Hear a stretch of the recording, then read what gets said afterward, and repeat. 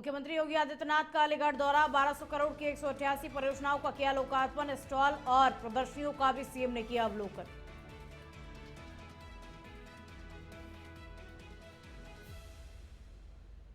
कुशीनगर में यूरिया खाद की किल्लत। खाद पाने के लिए घंटों तक किसानों की लंबी लाइनें। अधिकारी केवल दे रहे आश्वासन।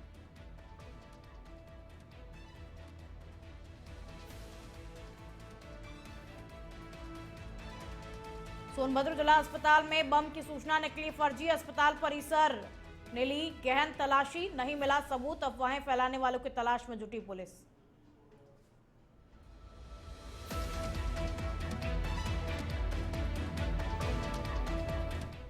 श्रावस्ती में चुलरिया के पास में दर्दनाक सड़क हादसा। मासूम बच्चे की मौके पर ही दर्दनाक मौत। मां ने भी तोड़ा दम। बाबा विभूतिनाथ मंदिर से जलाभिषेक कर लौट रहे थे मां बेटे।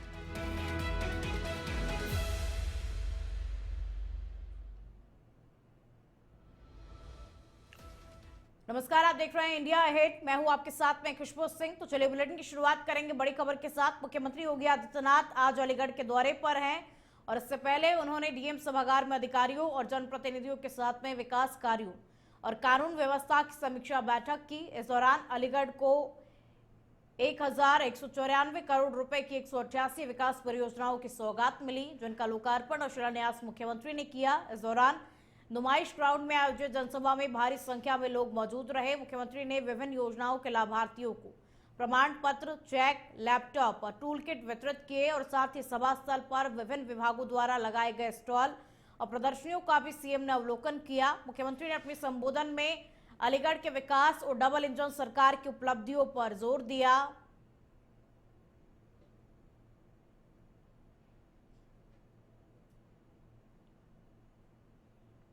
समूहों को हम लोगों ने बाद में ओडीओपी का हिस्सा बनाया। याद करिए, मुख्यमंत्री के रूप में सरदेव बाबूजी ने अलीगढ़ के ताला उद्योग के लिए ताला नगरी के रूप में एक अलग से व्यवस्था दे करके उसको एक पहचान दिलाने का काम 10 को पहले प्रारंभ किया था।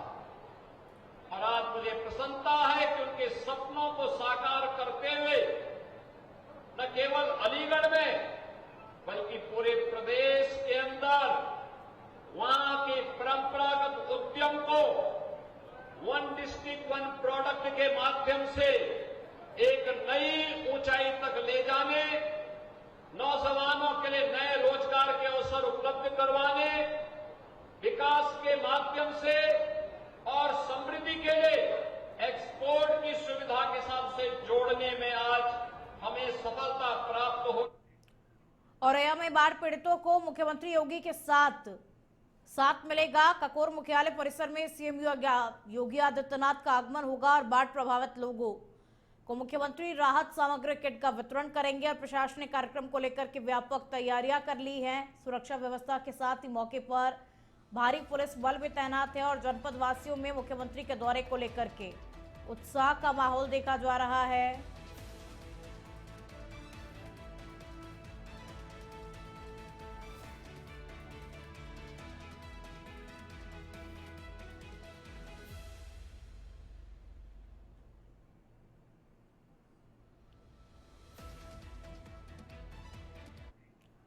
लखनऊ में मुख्यमंत्री आवास पर मिश्रिक संसदीय क्षेत्र के सांसद अशोक रावत, विधायक रामकृष्ण भार्गव तथा सिंधौली विधायक मनीष रावत ने मुख्यमंत्री योगी आदित्यनाथ से शिष्टाचार भेंट की। इस अवसर पर जनपद सीतापुर के भाजपा जिला अध्यक्ष राजेश शुक्ला भी मौजूद रहे और इस दौरान जिला अध्यक्ष शुक्ला ने जनपद सीतापुर के सर्वांगीण विकास, अधूरे विकास कार्यों के त्वरित निष्पादन और जमीनी स्तर पर योजनाओं के क्रियान्वयन के विषय को प्रमुखता से रखा और जहां सीएम योगी आदित्यनाथ ने जनपद के विकास के प्रति अपनी प्रतिबद्धता दोहराते हुए आवश्यक निर्देश देने का आश्वासन भी दिया।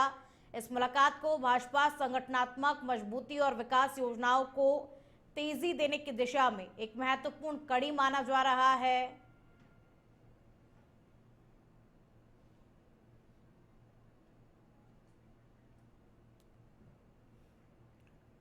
बदायूं से खबर का रुख कर लेते हैं। नाबालिग का तमंचा लहराते हुए वीडियो वायरल हुआ। मामूली कहासुनी में घर से नाबालिग तमंचा लाया और पहले भी शराब पार्टी के बाद झगड़े में तमंचा लहराया था और मामले में पहले कार्रवाई नहीं होने से अब हौसले बुलंद हो गए।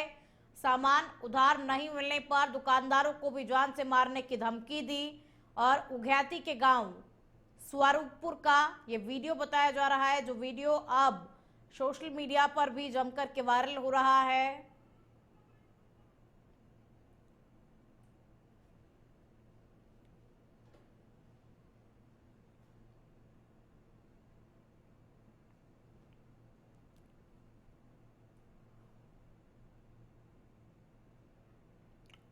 कवि कुमार विश्वास अपने जन्मस्थान जनपद हापुड़ के पीलखुआ पहुंचे। कुमार विश्वास पीलखुआ में प्रेमवती मारवाड़ कन्या इंटर कॉलेज में मूर्ति अनावरण के कार्यक्रम में पहुंचे और इस दौरान कुमार विश्वास ने कहा कि हमारा नगर है, हमारा कस्बा है और इसकी सबसे बड़ी खासियत यह है कि यहाँ सरस्वती जी के साथ साथ लक्ष्मी जी की भी बड़ी कृपा है और यहाँ बालमुकुंद जी एक ऐसा नाम है जिन्होंने यहाँ बहुत सारा काम किया। उन्होंने बहुत अच्छी धर्मशाला और बालिकाओं के लिए विद्यालय बनवाया और आज उनके शताब्दी वर्ष पर उनकी मूर्ति का अनावरण था, जो कि मेरा परिवार है।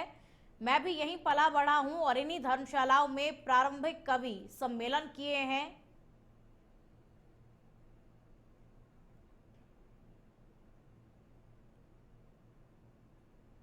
हमारा नगर है, हमारा कस्बा है और ये इसकी सबसे बड़ी खासियत है कि यहाँ सरस्वती के साथ साथ लक्ष्मी की अहेतुक कृपा है। तो ऐसे में विभिन्न परिवारों ने लोक मंगल के बड़े प्रकल्प यहाँ किए हैं, जिनमें पूज्य बालमुकुंद जी एक ऐसे नाम रहे जिन्होंने यहाँ बहुत सारा काम किया।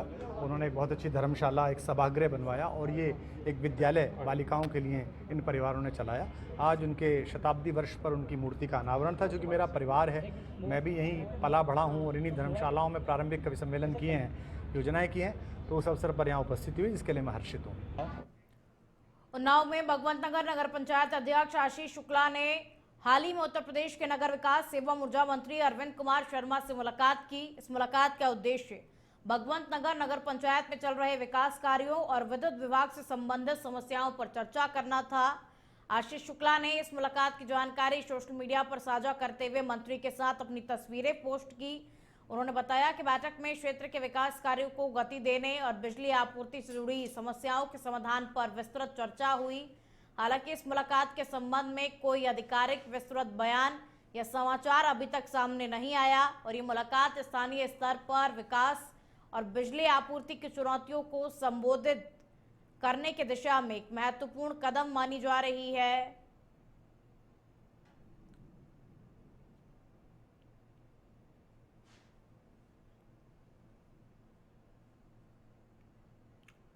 श्रावस्ती जिले के सिरसिया थाना क्षेत्र में चिल्हरिया के पास में एक दर्दनाक सड़क हादसा हुआ। बाबा विभूतिनाथ मंदिर से जलाभिषेक कर लौट रहे बाइक सवार श्रद्धालु को एक टीकाकरण वाहन ने जोरदार टक्कर मार दी और इस हादसे में 6 वर्षीय मासूम बच्चे की मौके पर ही दर्दनाक मौत हो गई, जबकि 3 अन्य लोग गंभीर रूप से घायल हो गए। सूचना मिलते ही सिरसिया पुलिस मौके पर पहुंची और घायलों को एम्बुलेंस के जरिए सामुदायिक स्वास्थ्य केंद्र सिरसिया ले जाया गया। प्राथमिक उपचार के बाद घायलों की नाजुक हालत को देखते हुए डॉक्टर ने उन्हें जिला अस्पताल भीनगा रेफर कर दिया। इलाज के दौरान बाइक चालक की मां ने भी दम तोड़ दिया, जिससे कि मृतकों की संख्या 2 हो गई और पुलिस ने मृत मासूम के शव को कब्जे में लेकर के पोस्टमार्टम के लिए भेज दिया और इस पूरे मामले को लेकर के पुलिस ने जांच पड़ताल शुरू कर दी है।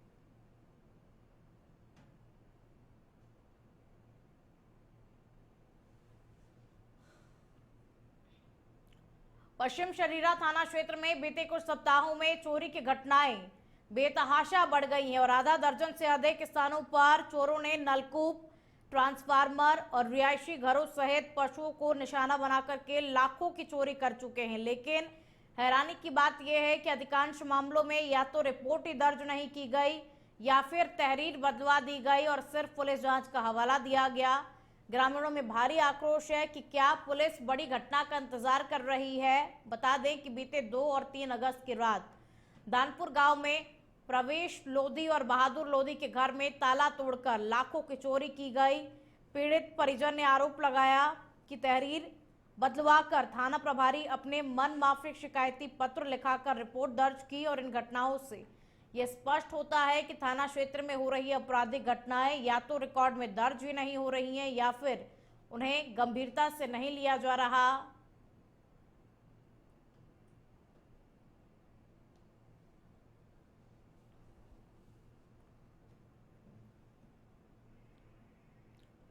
कौशाम्बी जनपद के सैनी थाना क्षेत्र के राष्ट्रीय राजमार्ग पर दर्दनाक सड़क हादसा हो गया, जिसमें स्कूली छात्र की मौत हो गई। और बता दें कि धर्मा देवी इंटर कॉलेज पढ़ने जा रहा था, तभी कानपुर से प्रयागराज की ओर आ रहे एक तेज रफ्तार ट्राले ने टक्कर मार दी और टक्कर लगने से स्कूली छात्र ट्राला के नीचे फंस गया। मौके पर मौजूद लोगों ने ट्राले के नीचे से फंसे छात्र को बाहर निकाला और तब तक उसकी मौत हो गई थी। हादसे से आक्रोशित परिजनों और ग्रामीणों ने दोनों तरफ चक्का जाम कर दिया। परिजनों की मांग है कि जब तक जिलाधिकारी मौके पर नहीं आते तब तक जाम नहीं खोला जाएगा। और वहीं सूचना पर घटनास्थल पर पहुंचे सीओ सिराथू ने मृतक के परिजनों को समझाकर हाईवे के जाम को खुलवाया। मृतक के परिजनों को आश्वासन दिया कि फरार दोषी पर सख्त कार्रवाई की जाएगी।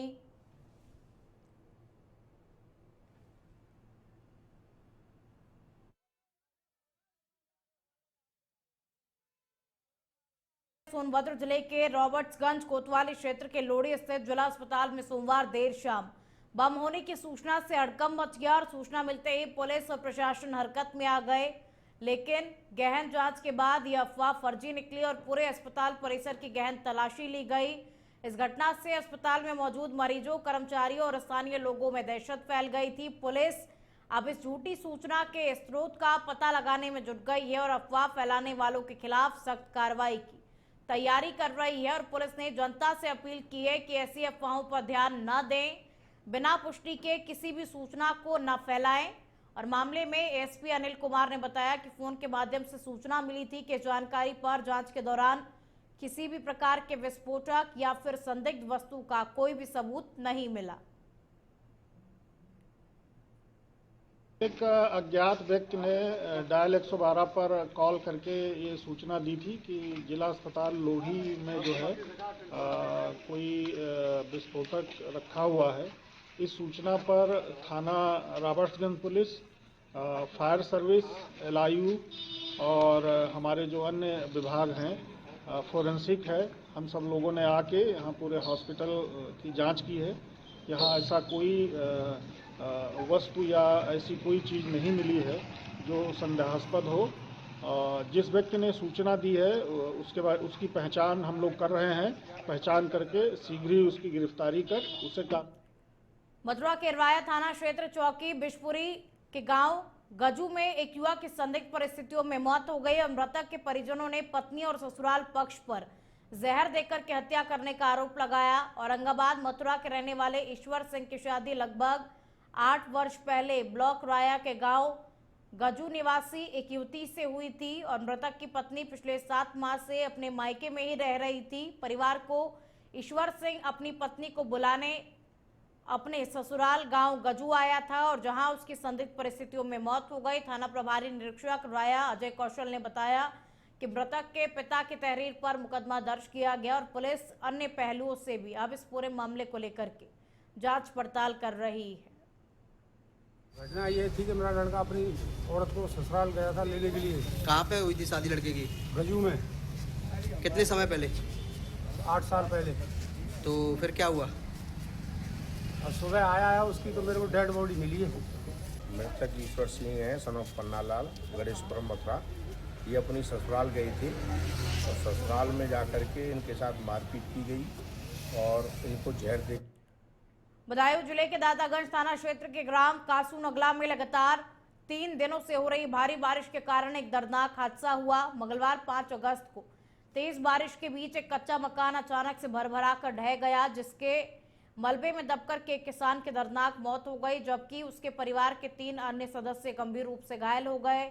घटना की सूचना मिलते ही ग्रामीणों ने कड़ी मशक्कत के बाद में मलबे में दबे लोगों को बाहर निकाला और उन्हें नजदीकी अस्पताल पहुंचाया। हादसे के बाद में पूरे गांव में मातम पसरा हुआ है। प्रारंभिक जांच में मकान की जर्जर हालत और भारी बारिश को हादसे की मुख्य वजह माना जा रहा है। स्थानीय प्रशासन और पुलिस ने मौके पर पहुंचकर के जांच शुरू की और पीड़ित परिवार को सहायता का आश्वासन भी दिया। ग्रामीणों ने प्रशासन से मांग की है कि ऐसी घटनाओं को रोकने के लिए पुराने और कमजोर मकानों की जांच की जाए। चाचा एक्सपायर हो गए। चाचा का लड़का उसके चोट लगी है, एक पैर में फ्रैक्चर है, हाथ में भी है। ठीक है, और जो बहन है उसके भी चोट लगी है, चाची के भी लगी है। तो क्या दीवार इनकी कच्ची थी, मकान फकान कुछ था? दीवार एक दीवार बना ली थी पक्की, एक थी कच्ची, उसके ऊपर लगी थी टीन। वो टीन कच्ची पक्की सारी गिर गई। वो पिछले 2 दिनों से लगातार हो रही भारी बारिश ने बिजनौर जिले में तबाही मचाई है। कोतवाली शहर क्षेत्र के ग्राम अलवावलपुर उद्दा और ग्राम जंदरपुर में बारिश के कारण 2 मकान ढह गए और जिसके मलबे में 10 लोग दब गए। पहली घटना में 7 लोग और दूसरी घटना में 3 लोग के मलबे में फंस गए और सूचना मिलते ही पुलिस और प्रशासन की टीमें तुरंत मौके पर पहुंची। जेसीबी मशीनों की मदद से मलबा हटा करके सभी प्रभावित लोगों को बाहर निकाला गया। घायलों को तत्काल जिला अस्पताल में भर्ती कराया गया। इन घटनाओं से ग्रामीणों में हड़कंप मच गया है, लोग दहशत में हैं। प्रशासन ने प्रभावित परिवारों को हर संभव मदद का आश्वासन दिया और भारी बारिश के कारण जिले में जनजीवन बुरी तरीके से प्रभावित हुआ है। कई इलाकों में जलभराव की समस्या भी सामने आई है।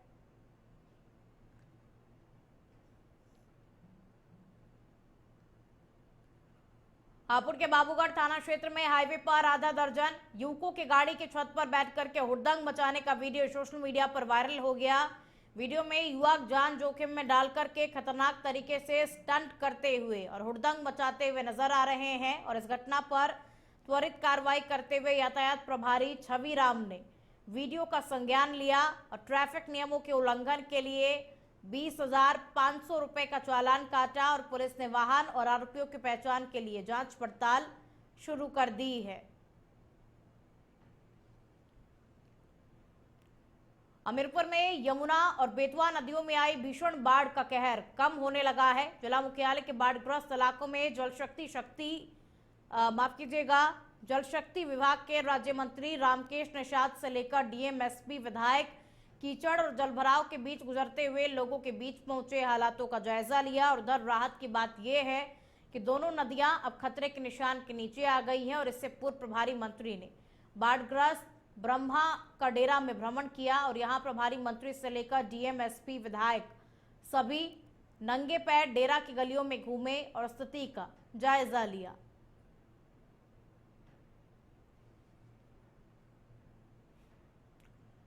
किसानों को अन्नदाता कहा जाता है, लेकिन जब वही अन्नदाता अपनी फसल के लिए खाद के एक बोरे को पाने के लिए घंटों तक लाइनों में खड़ा रहने को मजबूर हो जाए तो समझ लीजिए कि हालात कितने गंभीर हैं।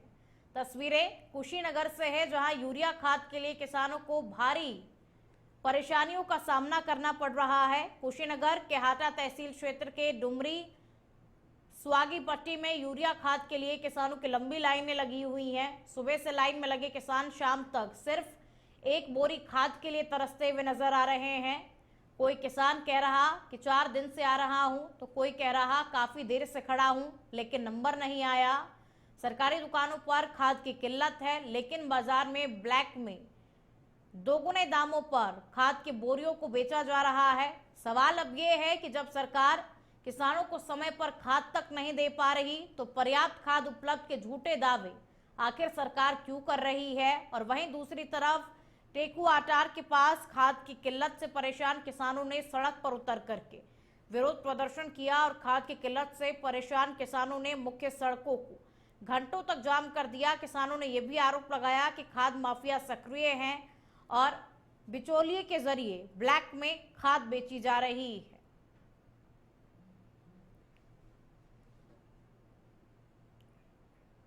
बुलेटिन में फिलहाल के लिए इतना ही। देखते रहिए इंडिया अहेड। नमस्कार।